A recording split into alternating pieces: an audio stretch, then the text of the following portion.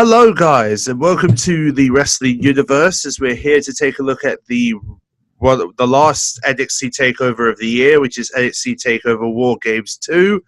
As we've got only a small amount of matches that took place in this event, so I thought I would showcase all the highlights here. So the first match was, of course, Matt Renly, who's one of the newest people in NXT, went against Casino Oh No and managed to actually beat him quite successfully in a few seconds as he shows his dominance over Casino Oh No, who interrupted him at one point, as Matt Renly would call him out, but managed to actually get a victory with him within a couple of seconds.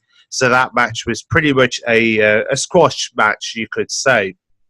But then we would come to the 2 out of 3 falls match for the NXT Women's Championship, where we would have Sonya Blaze taking on Kerry-Ann San, who are the two rivals for the NXT Women's Championship. Both of these women have beaten each other in certain matches over the past couple of months. These women have basically dominated each other over the NXT Women's title. Now, so of course, this was 2 out of 3 falls. So the first person to get 2 falls would end up getting the match, or end up winning the match, and winning the championship. And of course, Sonya Blaze was able to get the 2 falls, even though Kerry-Ann managed to get 1 fall in the match. She was unable to successfully get a second fall, as Sonya Blaze would end up winning with the help of her teammates, able to keep herself the NXT Women's Championship in her hands, as she continues to be a 2-time NXT Women's Champion. So, yeah, she's obviously going to be looking forward to entering the new year as the NXT Women's Champion. And then, of course, we come to the match between Aleister Black versus Johnny Gargano, which, by the way, Johnny Gargano has become has pretty much become a heel since he was responsible for attacking Aleister Black around the time of SummerSlam this year. So apparently he was the guy who was responsible for that attack, and this is what led to this match. However, though, Aleister Black would come back strong, managing to beat Johnny Gargano and coming out victorious at NXT Takeover War Games 2.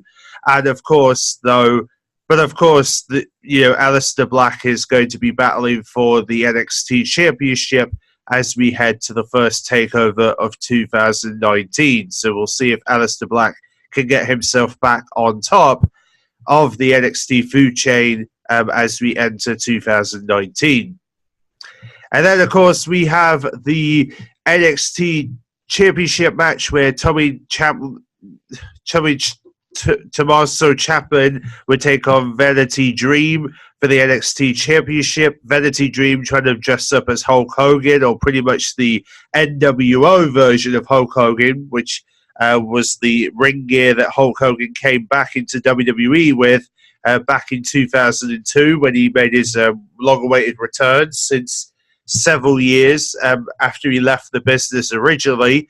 But the fact that Velveteen Dream came out honoring Hulk Hogan's legacy during this match, but unfortunately that wasn't enough for him to win the title, because Tommaso Ciampa would still be the NXT champion, managing to find a way to retain the title as he enters 2019 as the NXT champion.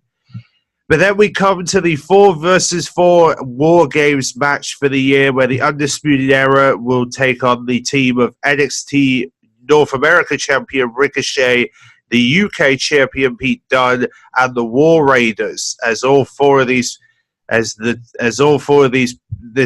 This team of 4 would challenge the Undisputed Era to the War Games match.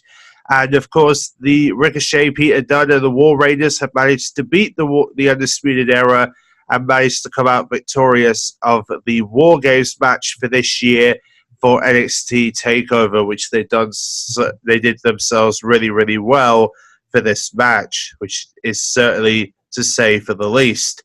But that is pretty much that is pretty much all the highlights for NXT Takeover War Games, and of course, NXT Takeover will be going to the location of the Royal Rumble in January when we have our first takeover of the year. Of course, that will be the next pay-per-view, by the way, will be Royal Rumble, and as I'll be reviewing Survivor Series and TLC very shortly.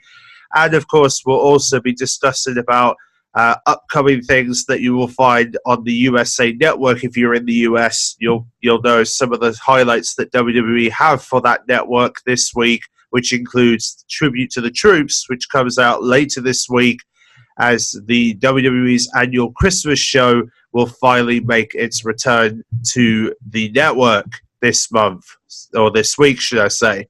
Anyway, thanks for watching and enjoy the and I'll see you guys in the next WWE Universe review very shortly.